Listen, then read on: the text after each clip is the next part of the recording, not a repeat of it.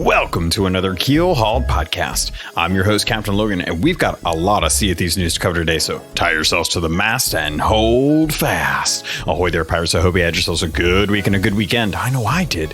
This week is another community episode with the Keelhauled Gold Hoarders from the Patreon. They're joining us on this day to kind of talk about the season in general, the Vault Hunters event, how they feel about it. We actually got into a really interesting theme that I wasn't anticipating when we started this episode that actually revolves around mega events that require more than one crew to take down. Similar to what we used to do with the Hungering Deep and the Cursed Sails event. We got into a lot of different topics as we kind of went along, so I hope you enjoyed as much as I enjoyed speaking with them. And of course, it would not be a Keelhauled podcast if I didn't call out the patrons who are supporting me over at patreon.com/Keelhauled podcast. So thank you, Chateau Neuf, Cosmic Johnson, El Jefe Esteban, Lumpy SRQ, Dub Goose, Evil Morpheus, Michael O'Rourke, Regis Stella, Rustbell Kid, TN, Professor, Toddmeister, Big Bad Pad, Mina Ferry, CJ Superpack, Davram TV, Frank F, Kazia the Rogue, Windsor Chris, and Zam. Wow. Thank you all so much for your support. It means the world to me, and I love these episodes. We're going to be doing more Gold Hoarder stuff in the next month. We did a little bit of a test today after we got done recording and had a lot of fun with it. So I'm looking forward to doing those kind of community events that we can do in the Discord. And who knows, maybe this may be even easier in the future. Wait till the end of the episode to hear my thoughts about how.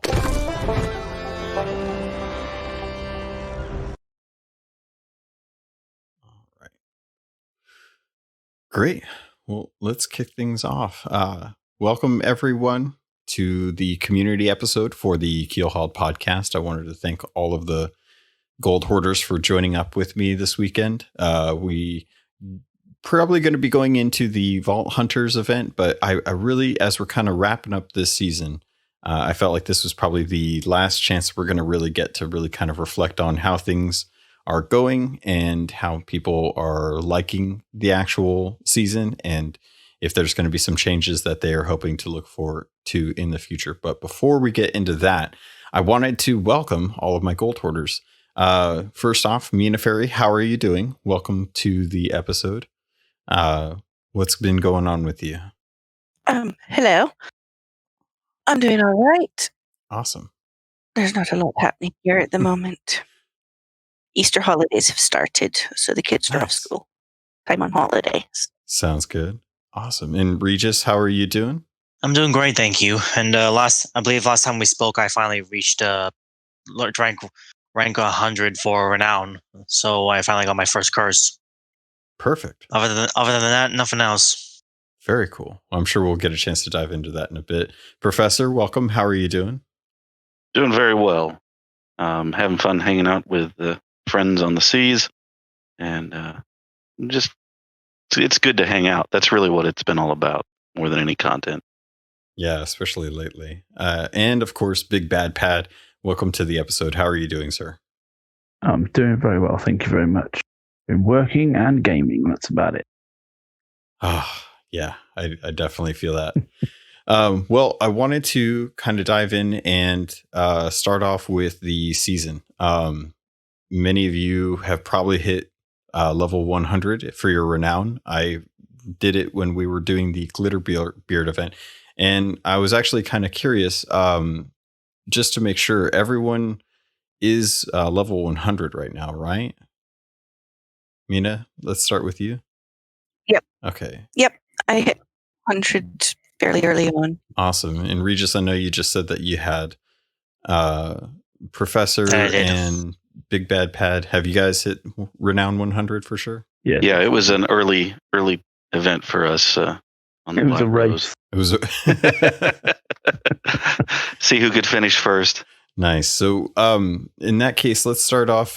Pad, if you don't mind, let's jump into your thoughts overall. How do you feel about this season? Did Rare pull it off? Did they give us the content on a monthly basis that they had promised forever ago, or did you feel that this was an interesting enough experiment to warrant them continuing on down this road? It's definitely fulfilled a lot of my expectations. Like you, I've played Destiny 2, and I'm used to seasons. And so, yeah, this first one is on a par with the Destiny one. There's a variety of stuff to do. As you say, the events within the season was very varied, obviously with the new voyages. Excuse me. Mm-hmm. So yeah, it's definitely hit a lot of the right spots. Awesome. And moving up, Professor, with the renown rewards, have you felt pretty satisfied with what they've been giving us? And are you happy with seasons overall? You know, I appreciate the work that they put through on all of this. I will say most of the rewards were things that I had already bought. Mm-hmm. And so I went ahead and did the season pass and kind of told myself, this is kind of an experiment. I'm really looking to see what season 2 brings. You know, if it's a bunch of things that are already in the stores that have already been purchased, I might lose a little bit of excitement over the rewards. As far as the events, hit and miss for me. But even if it wasn't a hit, fishing, I enjoyed giving my crew a hard time and Pad and his crew and going back and forth and, occasionally eating a fish or laughing when Rust had his last trophy fish and ate it by mistake during a battle. So, then we rallied around and we went out fishing with him again. And I think Rust might have even got a picture of Pad fishing at some point, even though he said he would never fish. So, we had fun around the event, even if it wasn't the event itself. Good. I'm glad to hear it. I just noticed that you mentioned Pad saying that he was fishing. Pad, you said you weren't going to fish, dude. What happened? I've just been swearing off mic. I appreciate the mute. I was fishing with Rusty, and we were doing the fishing voyage where you have to be in a specific place. He didn't believe that we were in the right place, and I proved him wrong, and he took a photograph of me doing it, and then tried blackmailing me with it. That actually sounds pretty awesome. I'm not going to lie. I'm sorry. I'm sorry that he tricked you, but that's great because I know you're willing to overcome your disdain for fishing just for the sake of proving him wrong, which it kind of goes against what you were believing in, but I appreciate it. I did want to head up to Regis. Regis, how are you feeling about the season, the rewards, the events overall? Was this a good enough season for you? Well, I only played the first season just to get like the Pyro Legend Curse and everything else that comes with it. So, and I never played games like Destiny or Fortnite because those don't interest me because shooters of the modern terms don't interest me. So for my first season, for the game that I love to death, pretty interesting. And like what Professor said a little while ago, this is kind of like a beta test for what's to come. Like, just things to testing the waters, if you will. Like see the response, see what they can potentially expand upon, and just even though I didn't play like all the events, I did have my fair share of fun, like just doing my business, playing on the seas, especially on Alliance servers, and just grinding my way up towards that Pyro Legend Curse, of which I now proudly wear. Awesome. Mina, your last but not least, with the season pass, was it everything you expected, or were you expecting more? No, I think it was everything expected. I was quite happy with it, and I think they did a good job. Awesome. So I know that in our community we had been discussing this, and forgive me, I can't remember who it was that brought it up. In fact, I think it might have been Peoples or Professor 1E2 had brought up the idea of getting refunds for cosmetics from the Emporium if you had already purchased them from the season pass. Professor, was that you that had brought that up? No, that was Peoples, I think. Okay. But it was an interesting idea and would take away some of the questions I had. Okay. Well, what kind of questions were you thinking about? Well, it was just the fact that you pay that little extra for seasons, and one of the perceived rewards is you get these little extras, and then to find out the extras are all things that you already had for the most part. You're trying to do so what's the value of the pass? Yeah, it's true, especially if you have everything that you've already seen in the Pirate Emporium. The Plunder Pass really doesn't offer a whole lot outside of a couple weapons and some cosmetics for your pirate. It's kind of a shame, and I do hope that Rare takes some consideration into maybe giving people a refund or a discounted price for the Plunder Pass if the rewards in there are something that you can earn but you already have. So if that was the case, I would love to have them offer some sort of refund, or at least just give the ancient coin value to the actual player. I guess my question comes down to is the value of the pass is, if you hadn't, say, bought everything from the Pirate Emporium, the items that you did purchase in there, if you did get refunds for those, might be higher than the cost of the actual Plunder Pass. Mm. So say that you had purchased the Plunder Pass, but you had purchased all the items in the Emporium. Would that just essentially be giving back more ancient coin than you actually had to spend overall in? Does that make sense? Yeah, it does. And I also understand that, right now, there's a lot of ancient coin laying around in my bank, in many of ours. I guess the part to me is, and I said this last time, Rare has made it so that the cosmetics and things like that are really the only differentiator.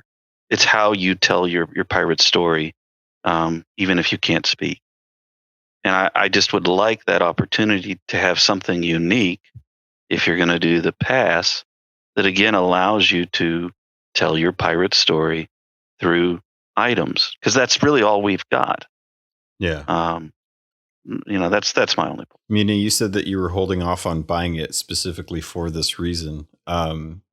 If you see that the season pass for season, or the Plunder Pass for season 2 is in the same vein, do you expect that you'll probably hold off on purchasing the second season pass? Possibly, because a lot of the stuff that you got with Underpass that I liked, I already had. There was only 2 things that I was like, yeah, I wouldn't mind having those. But it's not been enough for me to actually put out the money this time round. Yeah, so I can understand that. So with the season pass, I'm curious to hear, right now we're going on into the Vault Hunters. Has anyone worked on the Vault Hunters yet? And if so, what are your thoughts initially for it? I'll just say it went faster than I thought. It took me 3 vaults. I think Hefe and Pad got it done in 1 or 2 vaults. Is that right, Pad? Yeah, we were lucky in the fact that we did 1 vault. We'd done a few bits before, so we'd managed to get to grade 5 on the emissary.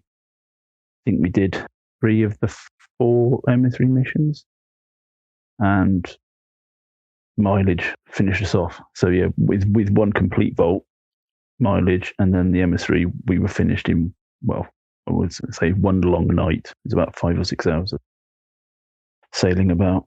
That's interesting. So it doesn't seem like it's too hard of an event to actually complete, from your perspective. Then do you feel like you're getting a fair amount of rewards out of the event with the 3 different weapons, or no, was it 3 different weapons? 4, right? I think, to be honest, I play a lot more than an average gamer. So for somebody who's only going to be playing once or twice a week at 2, maybe 3-hour sessions, it's going to take them a week to get it. Yeah. At the outset. Like I say, I play more than most. And so, yeah, got it in a 1 play session for me. For what I've paid for this is absolutely nothing. I'm getting 4 free cosmetics. So I haven't got any room to complain at all. And I like doing the vaults. Yeah, definitely. I'm right there with you. I enjoy them. I guess in this case, I'm curious. Do you all tend to prefer the way that this is set up, similar to the Champions of Souls, where you have a cap to hit each thing, and doing different things earns you little pieces? Like right now, it's favors for the gold hoarders. Do you enjoy having the smaller kind of notches to work on? Like if you happen to find captain's chests, you can turn those and earn credit and never have to actually open up a vault yourself? Or is it something where you'd prefer to go check off a list of things that you have to do, similar with the fishing event where you had to get specific fish? Regis, did you have any feelings on that or any thoughts? Just to recap, you're saying like to gain favor and get rewards by turning in certain types of loot, like captain's chest, right? Yeah, so with the vault hunters, you can open a vault, you can turn in a ancient tribute chest, you can turn in captain's chests. There's multiple ways to kind of earn progress through that event, and this is different to say like the fishing event that we had, where you had to go out and actually get specific fish from different regions and turn those in and work on a voyage. Seems like people are enjoying this a little bit better than the fishing event. Have you messed around with that? Unfortunately, no. But I like the idea of like alternative paths to get the gold hoarder weapons or whatever else they're offering, just for you know, other than just doing the main what you're told to do. As long as it's something, as long as it's looted, then it's fine, I guess. So yeah, it's really interesting to have that different way of earning favor. In this case, maybe they're trying to gain your favor and then stab you in the back for killing their leader, for all we know. Yeah, yeah. It's well, I know they generally have to do what they're doing. It's always For a lore reason. For a lore reason, anyway. For the gold hoarder. Yeah, I'm always kind of curious whether or not they want to do it and stuff, because at least based on like the comics, it seems like some of them are kind of press ganged into that position. Professor, you mentioned that you like the vault events. Do you mind elaborating a little bit more on that? So personally, I liked the way the vault events did. It felt less intense, kind of more relaxed. As you played the game, things kind of rolled in. Mm-hmm. Now, having said that, because I've got the high seas accountant, also known as El Jefe, who kind of breaks things down and all the events and kind of tells us, okay, now we need to sail here and do this. It makes those types of events a little easier. But I did feel a little overwhelmed with that first event. It's like, I got to do what, when, where, how. And so I liked the less intense version. Yeah, I can definitely appreciate that. I definitely noticed that the mentality behind, say, like the fishing event reminded me a lot of the Cursed Sails event, where there were specific sails and ships that you had to go to at different times, and it was all very coordinated. But going into, say, like the Devil's Roar or the Forsaken Shores update, it was more or less just like, hey, go do these missions, visit these islands, inspect these bodies, these bones, to find out more about the crews. And that relaxed nature definitely tends to give me a little more drive to do them and not feel so pressured to be like, oh my God, what's today's date? When are the servers going down? How many fish do I need to go and do? What's the best way? Because literally the fishing event, it was down to the last couple hours where I was like, I still haven't gotten my battle gills and I need to get those. So I messaged Rare and I was like, hey, I'm calling in a favor. I need you to flip on the fort switch. And sure enough, I got home, jumped on a server. First server I got onto, I spawned at Galleon's Grave, looked south, active fort, boom, right there. I was like, cheers. Good on you. Appreciate that. Went, got my battle gills with time to spare. And I was like, whew, almost dodged a bullet on that one. So yeah, it's I tend to really prefer these treasure vault events or the Champions of Souls event. Mina, welcome back. Hopefully audio's feeling a little bit better. I know we've been getting some static in or some robotiness with your things. Did you get a chance to try out any of the vaults, hunters, or any of the missions for that yet? Hopefully this sounds better. Yes. Good. I was with Paddy and that lot, so I got the vault done very quickly. I kind of did it to require a little bit more work. I'm not going to complain that it's done already, but I feel that we have way more than what we actually ended up having to do. But I've enjoyed it. I like doing the vault. Awesome. So I'm curious to know, with this kind of like rounding out the season's discussions, going into season 2, how do you all feel with the types of events that we're getting? Do you feel like they're impactful enough, or were you kind of expecting something more like a Tall Tale or like a Cursed Sails event? Mina, let's start off with you. Oh, some sort of tall tale would be awesome. I like the idea of some sort of event like the Cursed Sails. I suppose we'll have to wait and see what they've got planned. Definitely. I'm kind of They've not hoping. really said anything about season 2. We'll have to wait and see, I guess. But I've been quite happy with this lot. Awesome. Regis, how are you feeling about these events? Are you satisfied with them for a season 2, something similar? Or do you want something larger, and if so, what? Well, again, me and Professor mentioned earlier, this is where testing the water is like, a new way of updating the game. Instead of like every major content update every month, it's every 3 months.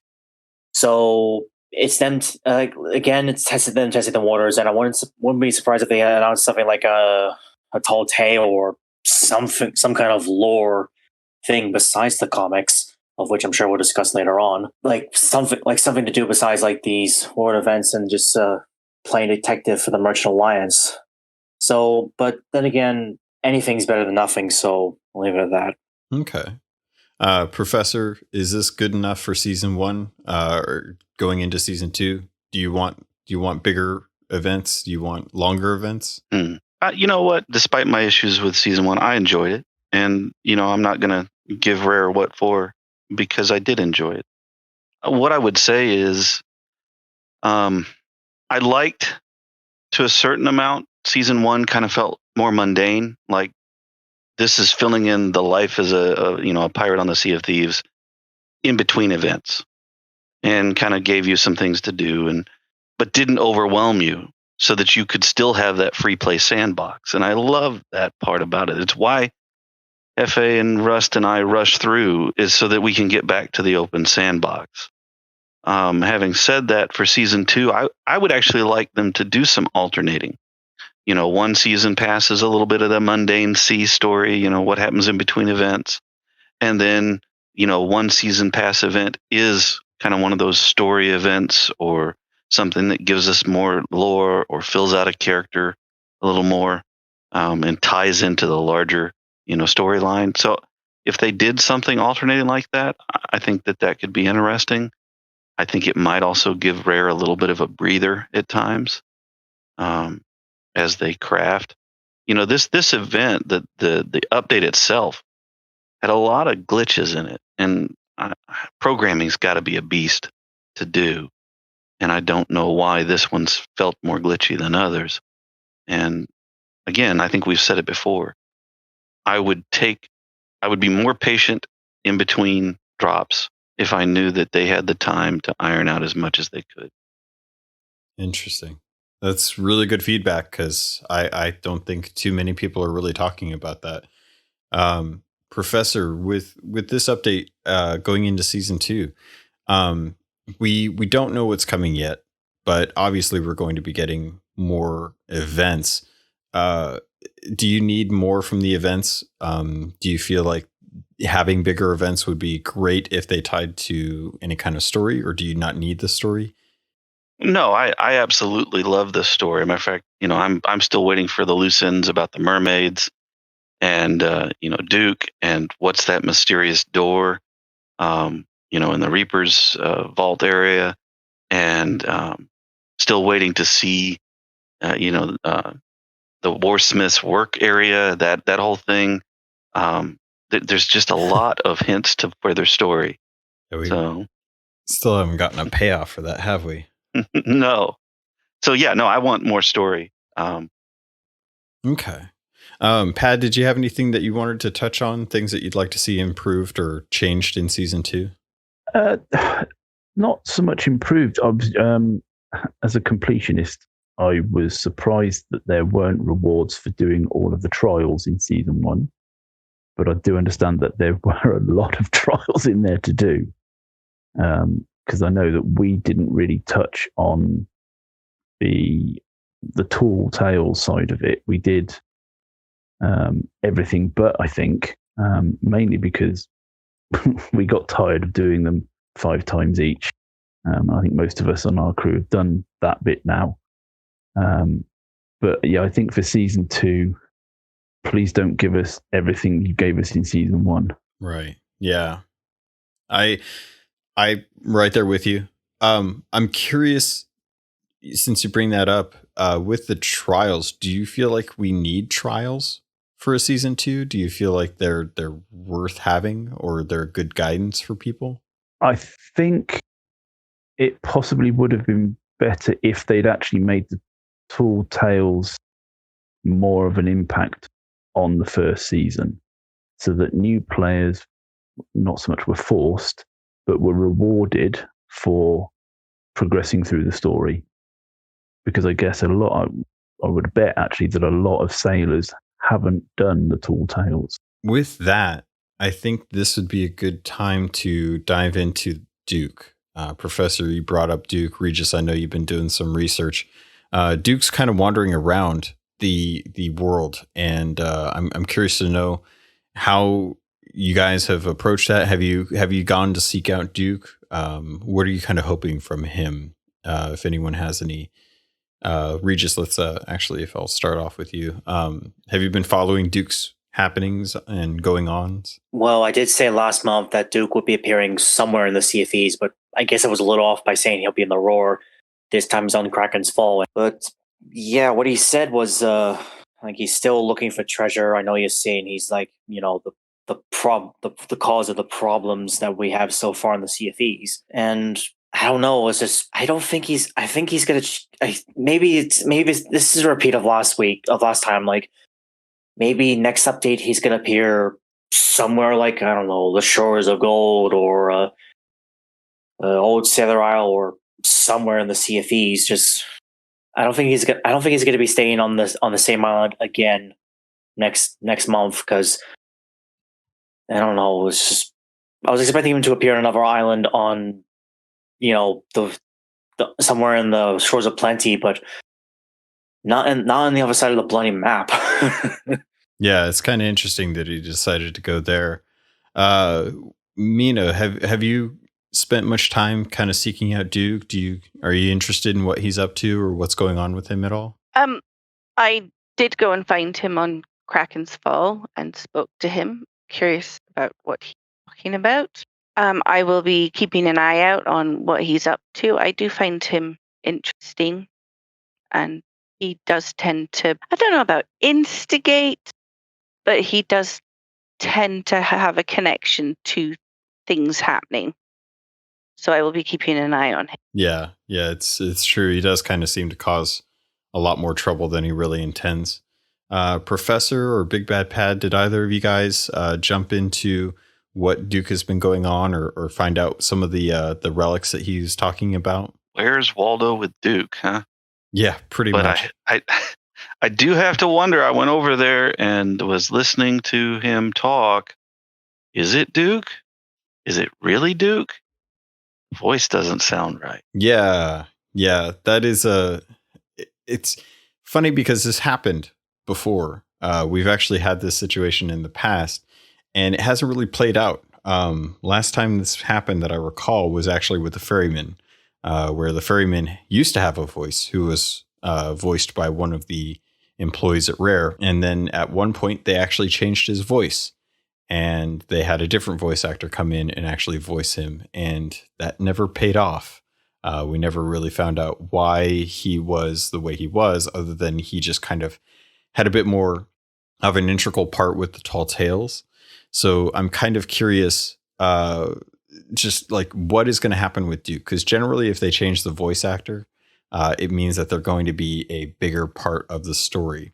And I'm kind of wondering too, like he sounds different, and you're right. It doesn't give me confidence that Duke is still the same Duke, because the way he talks and the things that he says don't sound like the normal Duke, and he is kind of far from where he used to be. So maybe there's something to that. Pat, did you have any feelings on Duke, or did you get a chance to go check out any of the things that he was messing around with? Like Mina, we went across, spoke with him. I don't want to investigate too much because I want to get the story from Rare rather than me know what's coming. And I'll do the same in Insiders. I won't go and search for him in Insiders because I don't want to know the story for this bit. Yeah, I can't say I blame you. I was talking to Falcor, and he and I were trying to work out some of the ruins. Rare actually put out a tweet not too long ago that kind of gave us a parchment that had a bunch of skeleton ruins on it.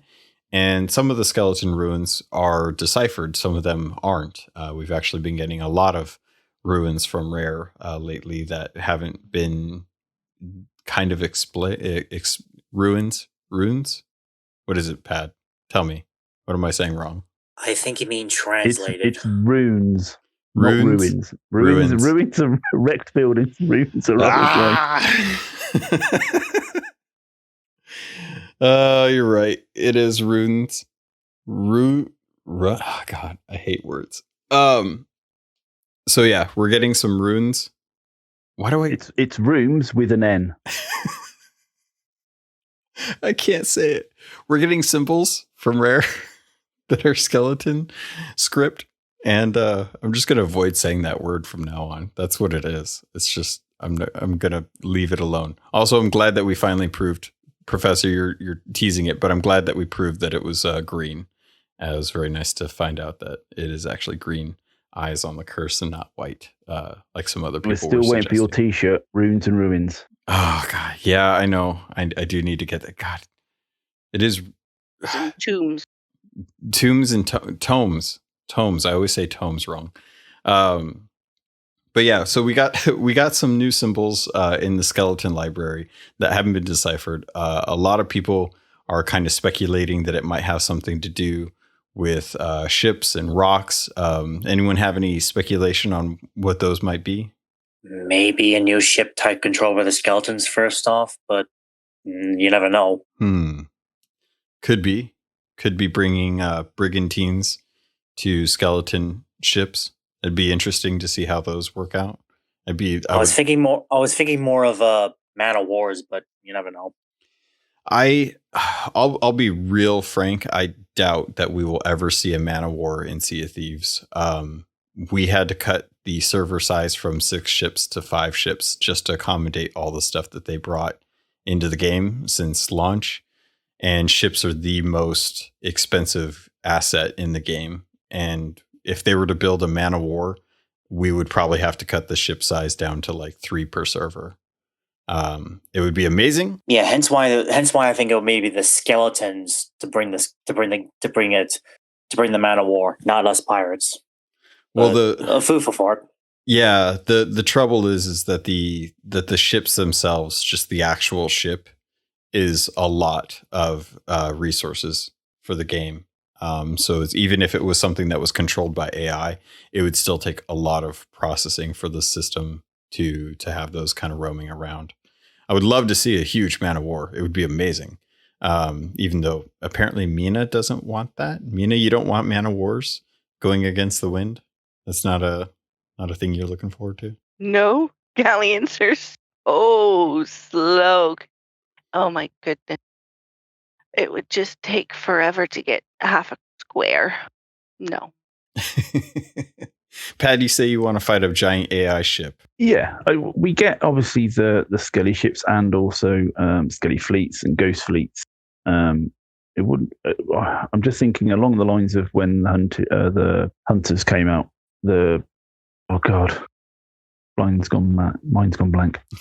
When the Hungering one, no, when the first Meg came out. Oh yeah, you had to have 2 or more ships together, playing a certain tune or drum to bring this threat into the world. we've also got now the Fort of the Damned on an island where you gather lights and a skull and summon this island into life.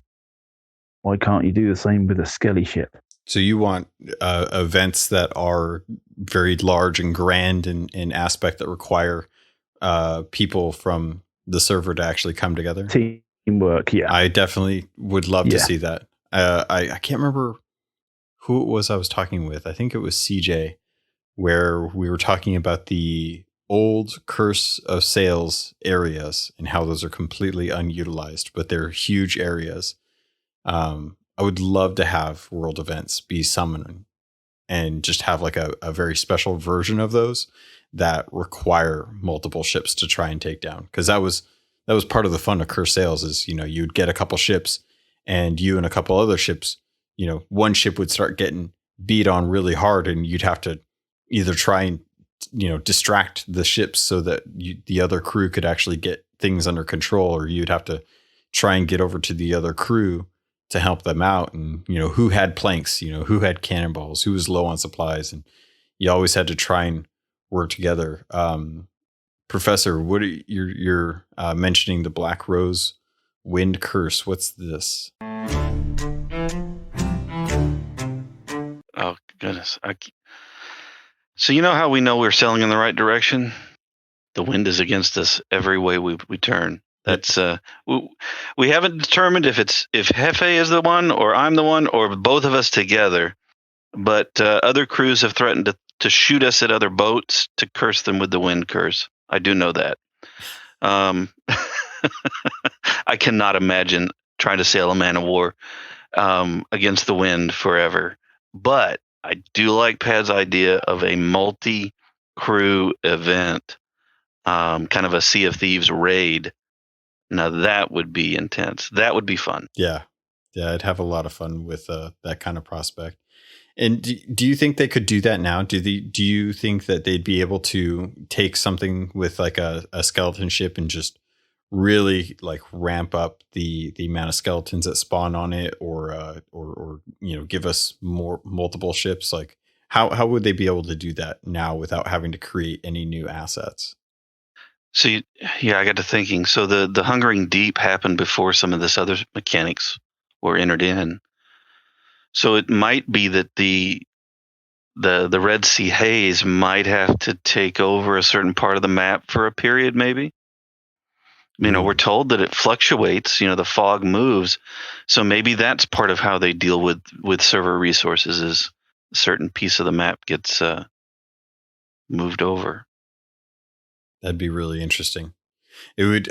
I still have this idea that I would love to have Sea of Thieves change over time, in a sense that when Rare wants to work on a part of the world, that the Roar would actually, or the Devil's Shroud would actually sweep in and actually start covering portions of the seas, and we just wouldn't have access to those islands. Or maybe you could have access, but the only way you could actually get out there is if you shot out into the Roar and dug it out and then used a rowboat to get out, or found some other way. But giving Rare a sense of control over the islands that are currently in the game and being able to choose those to work on, change them up by using the Shroud as a kind of a I don't know if you guys have gone to amusement parks, but every time an amusement park ever works on a new ride or area, they always put up those huge walls that are like, pardon our dust,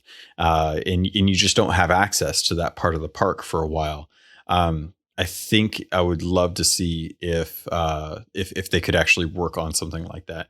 Meaning, you're saying that rowboats sink automatically in the Shroud. I can't say I've ever taken one in there. Do you get any opportunity to row in there, or is it just automatic? No, we once tried dropping a rowboat off of the back of our ship whilst on our way to the shores of gold, and as soon as it touched the water, it just exploded, basically. Wow. You could just hear it, just planks disappearing, and it just sank like a rock. Oof. Already. Well, that kills that idea. Pad, you're bringing up some really interesting ideas. You want to share those as far as the Skelly fleets? Well, the Skelly fleet, yes. We're talking obviously about in introducing a massive AI man of war. To do so, obviously, you've got to take some assets out of the game. I know that in previous rotations, they've taken skull forts out for quite a bit, and they've increased the Ashen Winds and Skelly fleets. So they could actually just take the Skelly fleets out for a rotation for a season, for instance, and actually have the man of war as the summonable Skelly threat on the seas. Interesting. I would love to hear if you were the devs and you wrote out this right now. Do you think that they would, like, how do you deal with the blowback from customers who are like, hey, I'm working on my Athena grind for killing skeleton ships, and you say you're going to be taking out skeleton ships for the time being. How do you combat customers who are trying to actively work on that kind of commendations at the moment? That's quite similar to the issue that I've had for the last 2 or 3 months on Fortnite Friday. That for the first, I think, 4 to 6 weeks of the season 1, the forts weren't actually appearing on Fortnite Friday. So we'd go through the whole session, and there were a couple of sessions where I did rather more than 6 hours. And we may have seen one fort in a 12-hour session. And I'm thinking, but how can it be called a Fortnite Friday if there are no forts up? Either they've taken it out because they want to push people towards doing Fort of the Damned. Yeah. Or there is something wrong with their programming or on their rotation. So yes, I can understand that people would be slightly peeved. Mm-hmm. But we're not saying take the Skelly boats out altogether. We're just saying take the Skelly fleet out. So the random spawns would still occur, but the concentration of Skelly fleet wouldn't. That's a good alternative.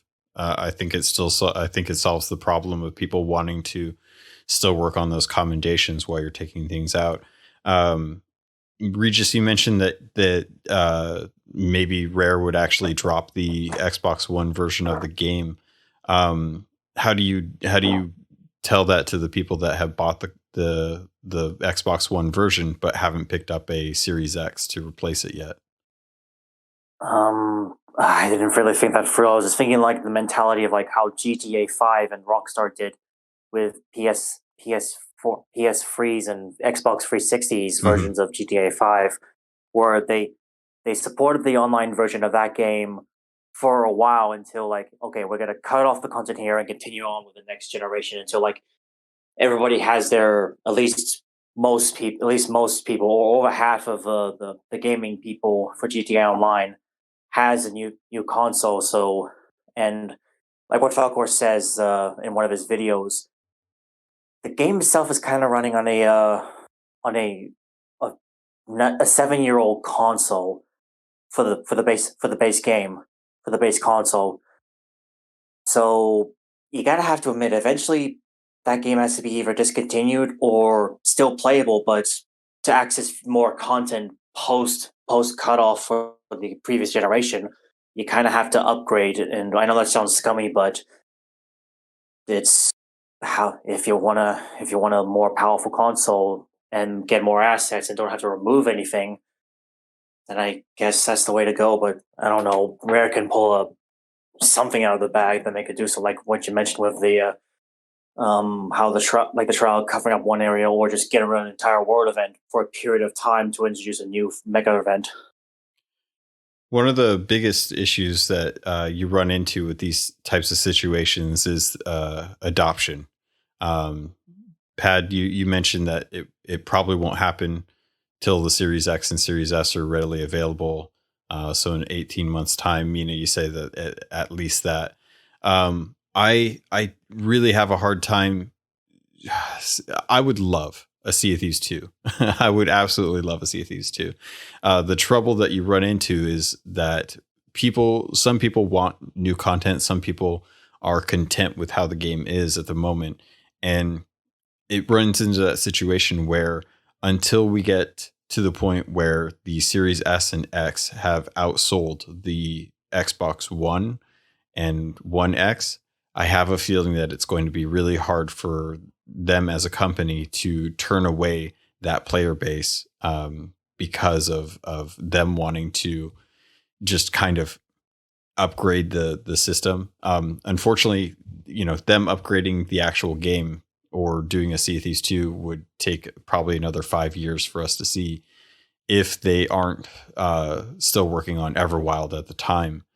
And unfortunately, with the engine that they have right now is fine, but to be able to take advantage of like networking advances or new tool sets, things like that, it's going to be hard to justify swapping engines to the new game when they still have to support the first game. I kind of wanted to jump back to a comment that was made earlier. Professor, you're talking about replacing Skelly ships with this mega event, and then having the mega event still count towards the Skelly ship commendation. Did you have any thoughts as far as like how that would translate as far as like one mega man of war versus a fleet of like 5 ships, or is it 5 for the fleet now? I can't remember how many it was. I think it fluctuates at times depending on what you end up getting rolled. Mm-hmm. I haven't really thought this all the way through, but as we were thinking about how to leverage assets in the game, yeah, and commendations, all valid. I just thought, well, if you're still fighting a mega Skelly event, then why wouldn't the commendations still be something that could count? The chests that you pull up and the ship sunk and things like that wouldn't necessarily have to change or go away for those commendations. It's a similar type of event. So I think there's probably multiple ways you could attack that if they wanted to. But yeah. Interesting. I like the idea, especially if it feels like something where they have to take out one to introduce another. I would love to if they had a multiplier for like a man of war. Like a man of war is the equivalent of say like 3 ship credit. So that way, if you had to fight like 2 man of wars, it would be one heck of an event, but you'd get the same outcome for like dealing with with just a standard standard ship fleet. Mina, how are you feeling about this concept? I know you tend to enjoy doing a lot of the events in the world. So would you be open to having like a man of war fleet somewhere out in the seas?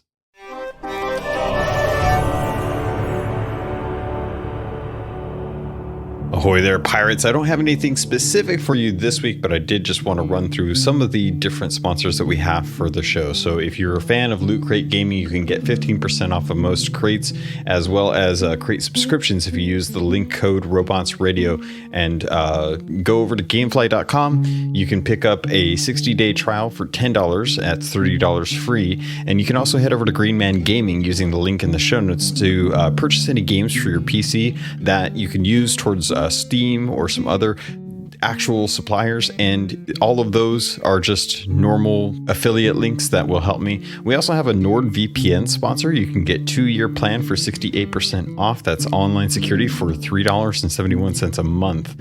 And of course, audiblebooks.com. Get 3 audiobooks for free when you sign up, and you can get 2 VIP books with that.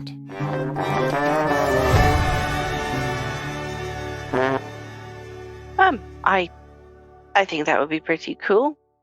It would definitely, I imagine, be a tough fight, but that's a good thing, I feel. Yeah,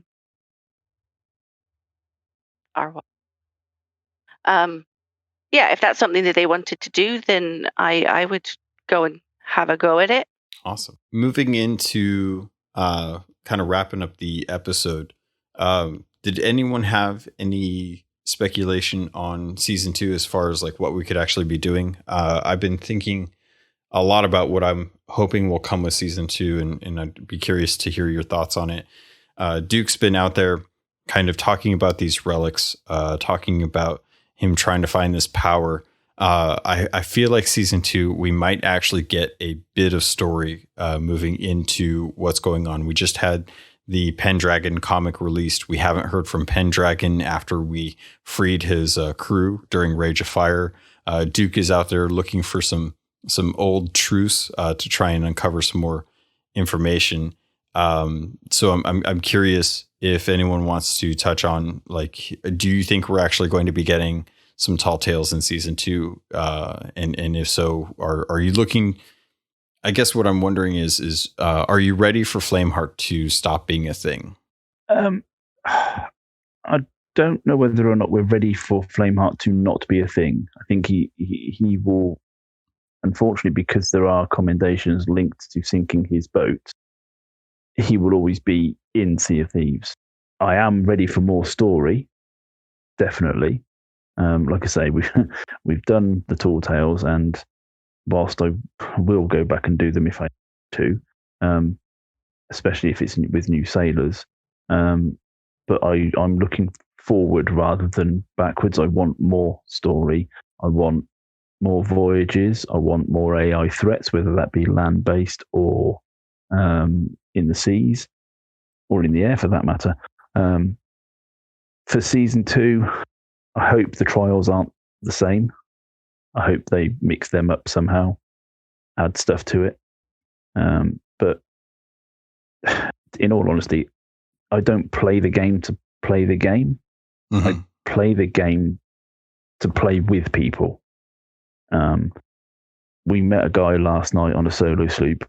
He was Athena 5. We sank him. But luckily, I was sailing with 3 PC players who could talk to him in game. He's now part of the Keelhauled crew. We're looking at bringing him into one of the crews that sails on a regular basis, so that he isn't sailing alone. Yeah. So this game is about the community. It's not just the game. The game is good. The game is better than good. But it's the community that keeps me playing this game. Yeah, definitely. That actually, Professor, you had some thoughts, so I wanted to touch on that real quick. You don't want more Flameheart? You want him gone? I am not interested in the extended warranty, Flameheart. Please make the cloud go away. Do you think it ever will? Do you think we're ever going to get rid of Flameheart? Doesn't it have to? I mean, to get the story moving on, doesn't it have to go away, and we have to progress to something else? It, at this point, I'm not sure where they could really go from this. I mean, Junior's. No, don't say that. Junior's. I mean, that's the thing, is like, to get rid of Flameheart, I don't know where we're going to have to go, but I know that Flameheart Junior is still a question out in the world, and that just means more Flameheart, right? So go from they gave us the Dark Warsmith pistol. They gave us the Shroudbreaker flag. They're dropping all these hints that they're ready to move on with the story and go to the next piece. He cannot stay up in the sky like that. It feels awkward. It feels like he's just kind of peeping on you most of the time, and it's kind of a bummer. I would love to have Flameheart kind of out of the sky. I enjoy those, but I enjoy them being a Order of Souls voyage more than I enjoy it being a world event. I am very curious to know if they can move away from that. Exclusivity seems to be a hot topic for a lot of folks. And at some point, I wonder if they will actually cut off some of these world events, like the Ashen Fleet, or not the Ashen Fleets. What is it? The Ashen Winds event, or Flame Ghost ships. The ghost ships and stuff. Like, I wonder if those are going to be going. Pad, you talked about how Rare's kind of put themselves into a corner. Do you think that there's a good time where we'll actually be able to get away from that? I don't think it will be a case of getting away from. I think it may come back to that rotation of events, so that they take one out to put something else in. because, like I say, there's so many commendations in this game now that are linked to events. Yeah, that's the killer right there.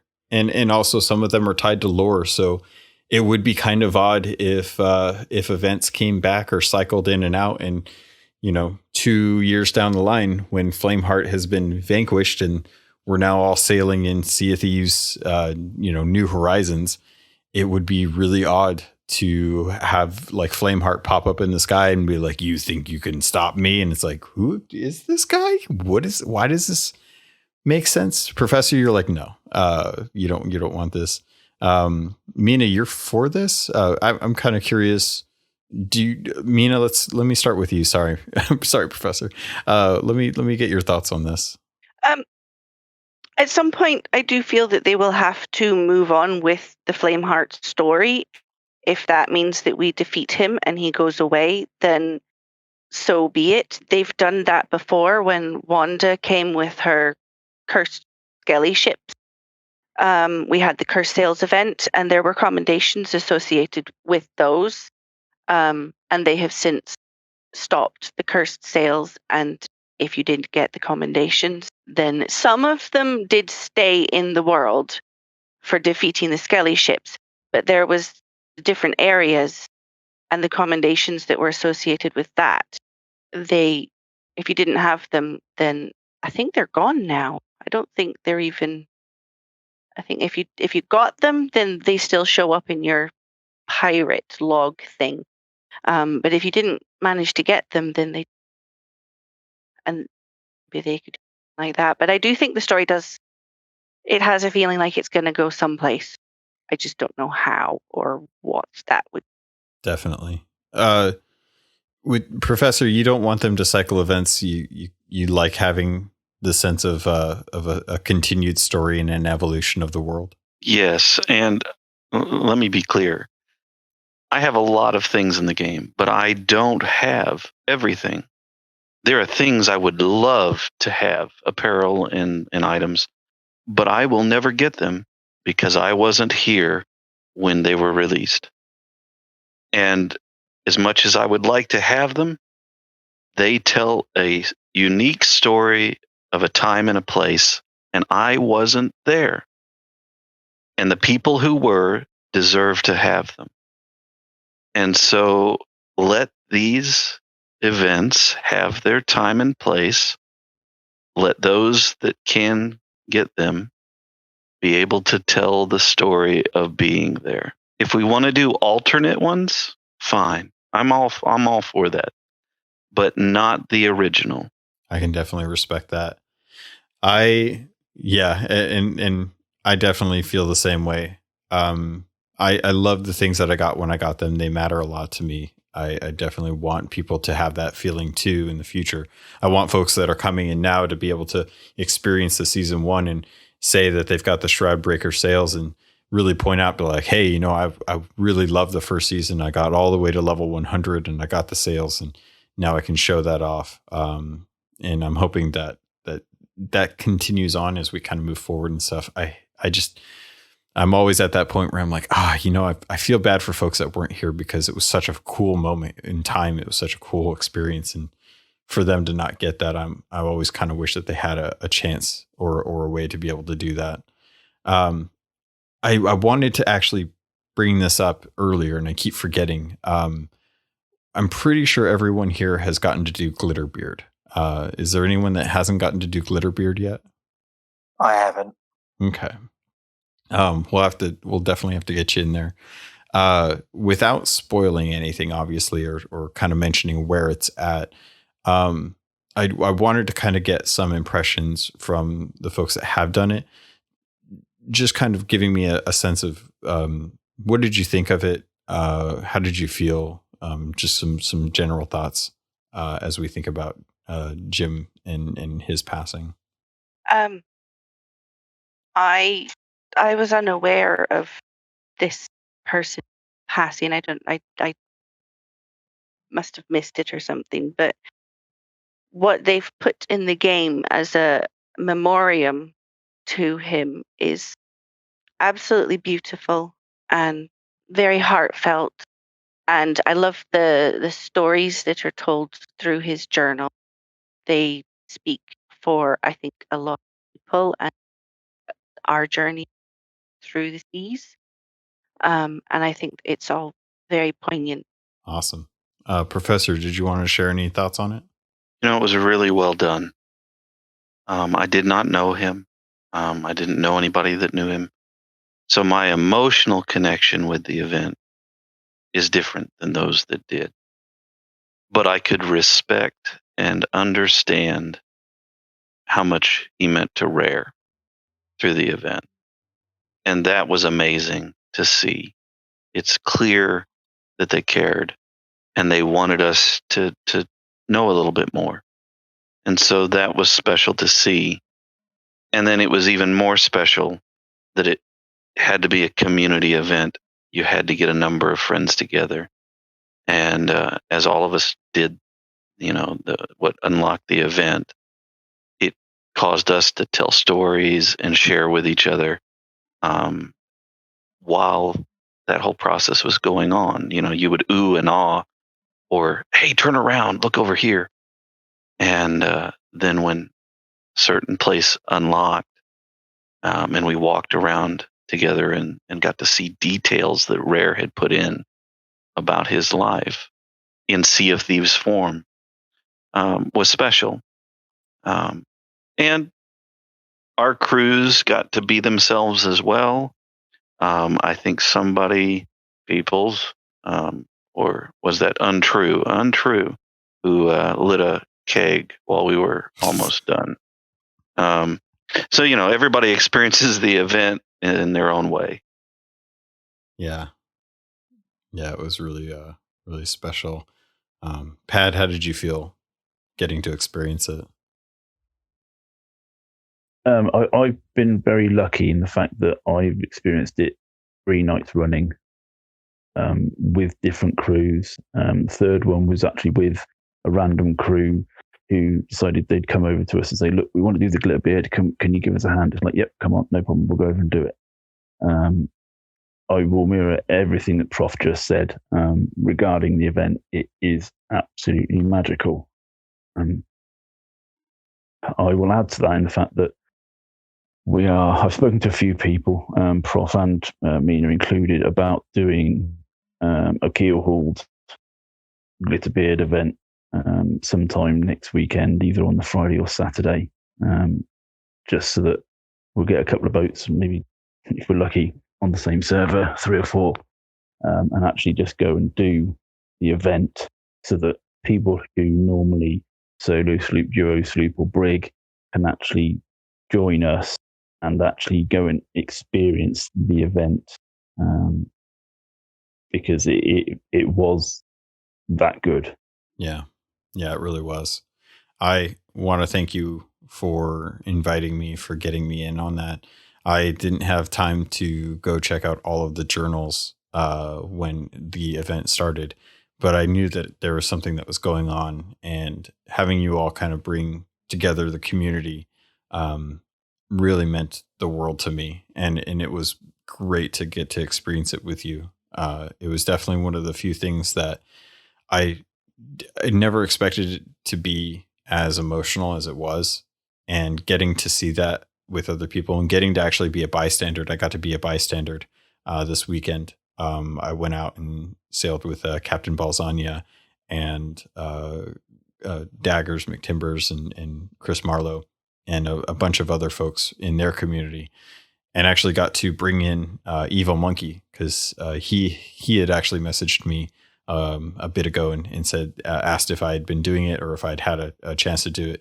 So I reached out to him and was lucky enough to get to have him join on me to get to see it. And it wasn't as perfect as it was when we did it, but it was just as impactful for them. And I hope that Rare really takes a look at the love and passion that they put into this moment, this event for Glitterbeard, and kind of bring that along to the rest of the game. Because I think when the game really shines is when you have these types of moments. we talked about it earlier with the Megalodon event, the Hungering Deep, and how you had to bring crews together. We've been talking this whole episode about wanting to do stuff together. And as much as I love going out and sinking other people, I think some of the best things that have been done in game are the things when we've been able to get our community together and share experiences together and build those memories. So I guess at the end of this, the one thing that I'll say is Rare, if you're listening, we want more community events. We want more reasons to get groups of us together because we don't get to see each other, and being able to do that really just kind of helps breathe life into the game and gives us more stories to sell. Professor, yeah, really, I'm having a special moment, and you're throwing this in chat and throwing me off. Sinking ships together is fun. Yes, I do agree. I'm sorry, I'm messing with your feels. I get it. Yeah, I love sinking ships together. It's I'm a dirty pirate. Yes.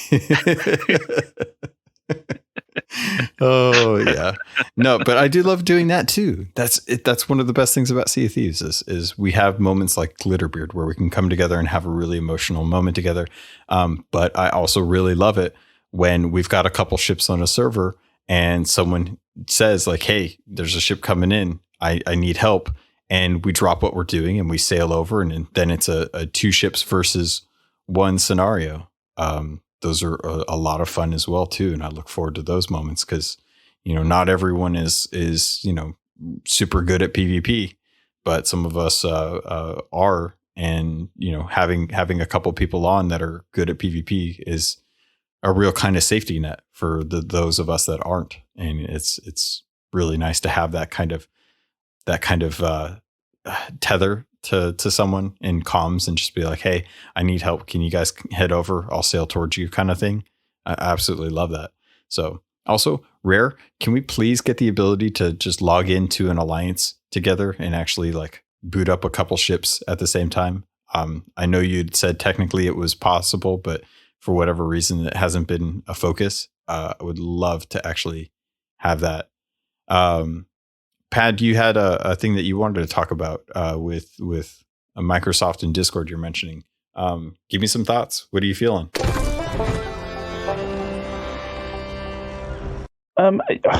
Obviously, it's only come to light in the last week. I was going to ask how you actually felt about it, considering you're running the Discord group. Oh yeah. So what you're in case folks haven't been keeping up, I was thinking about doing an episode of this just as like a shore leave episode, but in the news there is rumblings going on about Microsoft valuing Discord at roughly 7 billion, which is about what they spent on ZeniMax to get Bethesda, and they are looking to be in talks with Discord to actually purchase Discord. And if that works, then Microsoft will then own one of the biggest gaming communication platforms out there that's available for free. This is something that I've been talking on the Discord server with Peoples. He's been really good at kind of talking and sharing some news about this as well.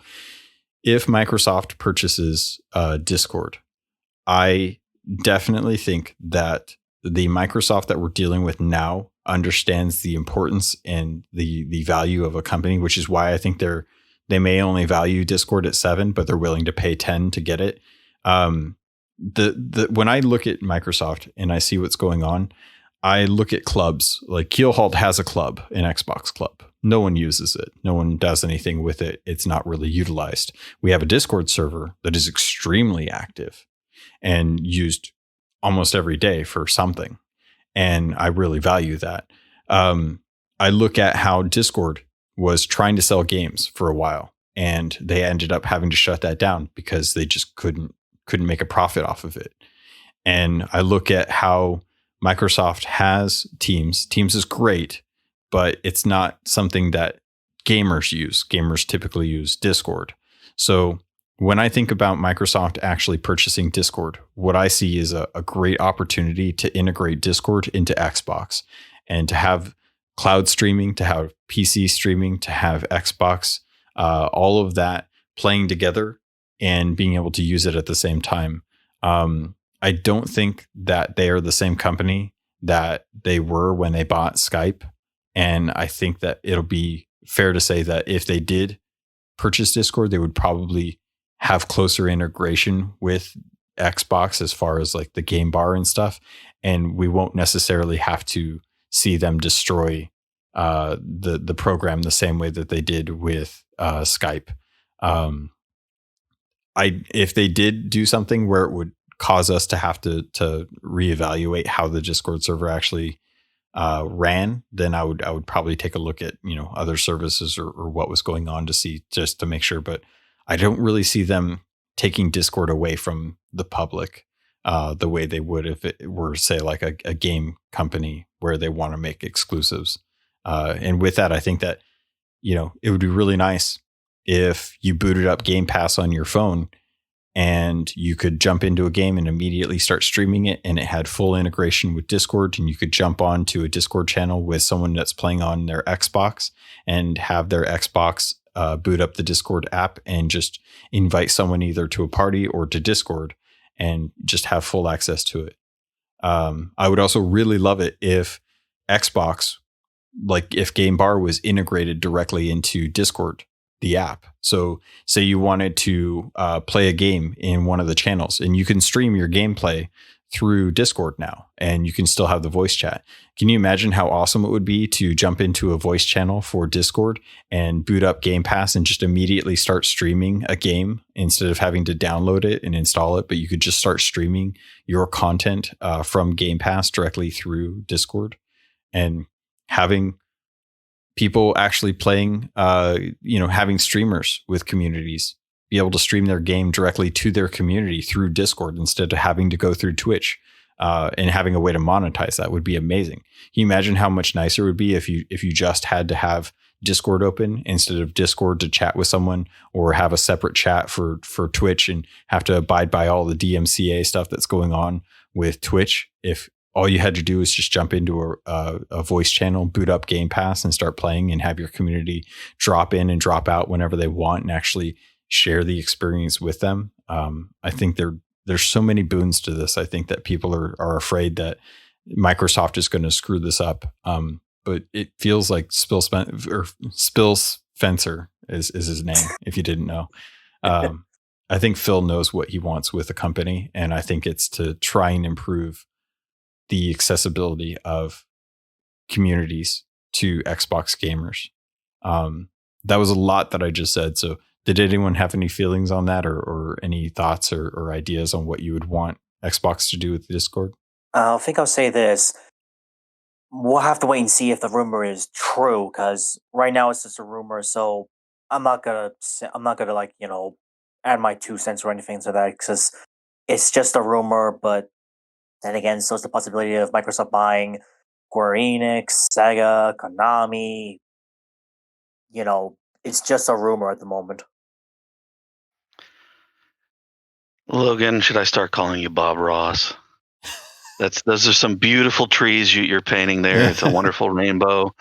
I hope you're right. I really do, because I would hate to see Discord go the way of Skype and be as wonky and bug riddled as Game Bar is. I counted it up while you were talking. So I have 8 to 10 background programs running when I play and stream and communicate. And it's crazy. I have 2 big screens that I have these things running, and I realize that not everybody can do that. So yeah, if you could get it all in one package and make it work, it would be amazing. I would sign up to watch you paint those pretty trees and live in that rainbow world. It's a nice world. I love this idea. I would totally support Microsoft if they could.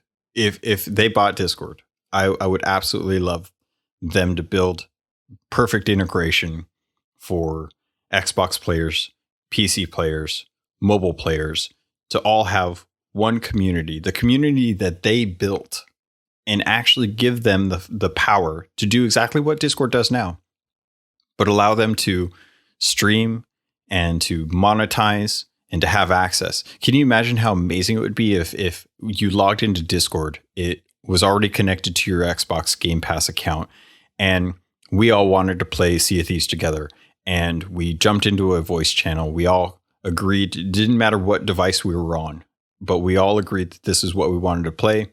We would kick open the game and stream all of our perspectives in the one Discord channel. So anyone that wanted to come watch could jump into that voice channel and see the 4 different perspectives without having to be a Twitch partner, without having to be some super popular streamer.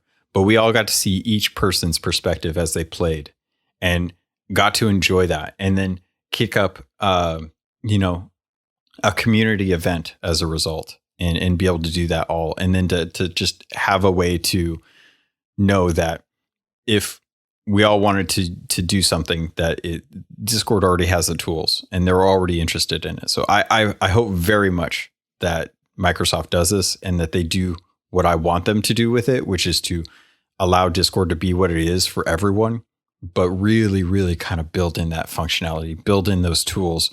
Because right now, like game socialing or social stuff on Xbox is okay. Party's okay. But there's so many different things that could go wrong with that I've had weird bugs with it that I'm just like, God, Discord is so much more, so much better of a tool for this. And I hope that that's the case. But like Regis said, this is still kind of in the air. Like we know that they're talking. We've had multiple reports saying that they're in talks, in exclusive talks. But until it becomes a fact, it's just kind of like a, boy, that'd be nice kind of a situation. Did anyone have any follow up to that or anything that they wanted to share, feelings on that? I think you just about covered it. That's fair. No problem. No pressure. All right. Well, we're a little over the 1 hour mark. I think we had some really good ideas today. I really love the idea of having different events, bigger events that required multiple crews. I love the idea that Flameheart could actually be destroyed. I don't know how he's already dead and he's just a spirit. So I don't know how that works, but I'm sure we'll figure something out. And I'm sure at some point I'll actually figure out how to say the word rune without banished. There you go, Regis. Yeah, I like that. Banished. You got it. Rune. Got it. You got it. Yeah. Nordic rune. I'm not going to say the multiple of that because anytime I try and say runes, is that right? That doesn't sound right. Yep, that's 2 for 2. Runes. Okay. It keeps. I keep wanting to do it, and I'm sorry for that. Yeah. So, tomes and runes. You guys are going to help me figure out English at some point. But I just wanted to kind of go down the line. Mina, Regis, Professor, Big Bad Pad, thank you so much for joining me this episode. I love chatting with you guys. It means the world to me that you support me and that you spend some time with me. I'm looking forward to next month because I think next month is going to be really special. We'll have the regular community episode.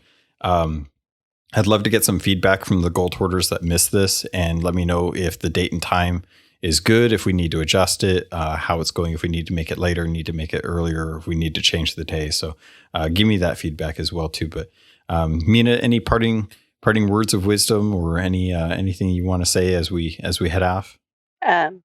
Nope. I think I'll take those words over nothing. Regis, anything you want to say as we head out?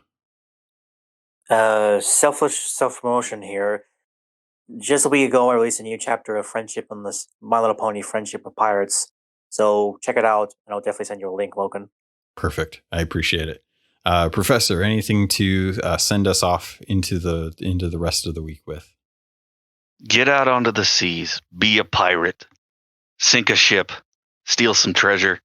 Make a new friend. Live long and plunder. Why isn't that a shirt?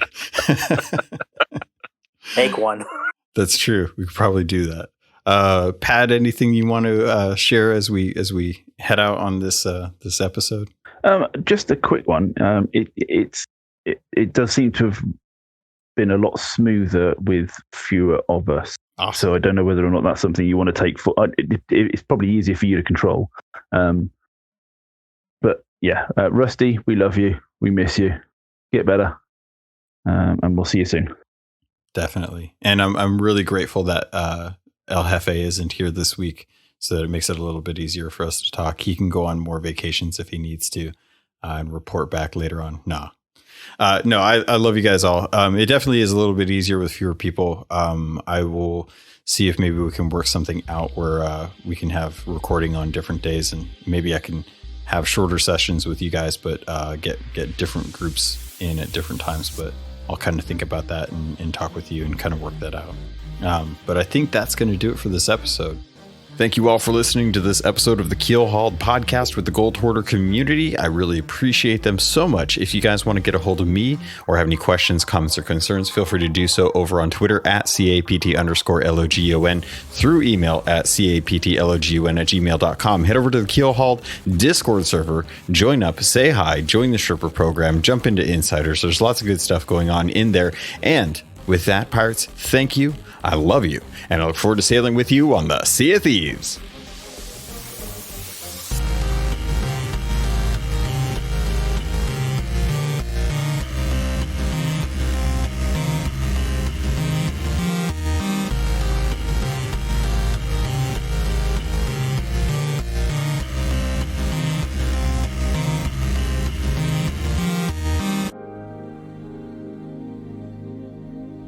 You've been listening to a Robots Radio podcast.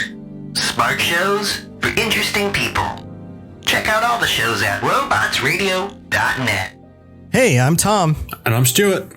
And we're from the Dungeons & Dragons Lorecast. We talk about all things connected to D&D lore. And we're on the Robots Radio Network. So if you're into Dungeons & Dragons or you're into lore, then come check us out. You can find us on any podcatcher, Apple Podcasts, Spotify, Google Play, wherever you get podcasts. Roll more dice. That's the Dungeons & Dragons Lorecast. Hey there, my name's Jameson, or Big Cat. And I am Brenna, or Mother Goose. And together, we are the hosts of the DL, Weekly Gaming News. Each week, we bring you the top stories from last week, as well as something you might have missed. Our goal is to start a conversation about what's going on in the world of gaming. And every week, we have a special guest join us in the chat room, where we discuss a different gaming-related topic and learn more about our guests in the 60-second download. And if that isn't enough, we also have Slim Jims. So come and hang out with us every week and join in on the conversation. Good luck and have fun, everybody. And remember, keep your goose loose.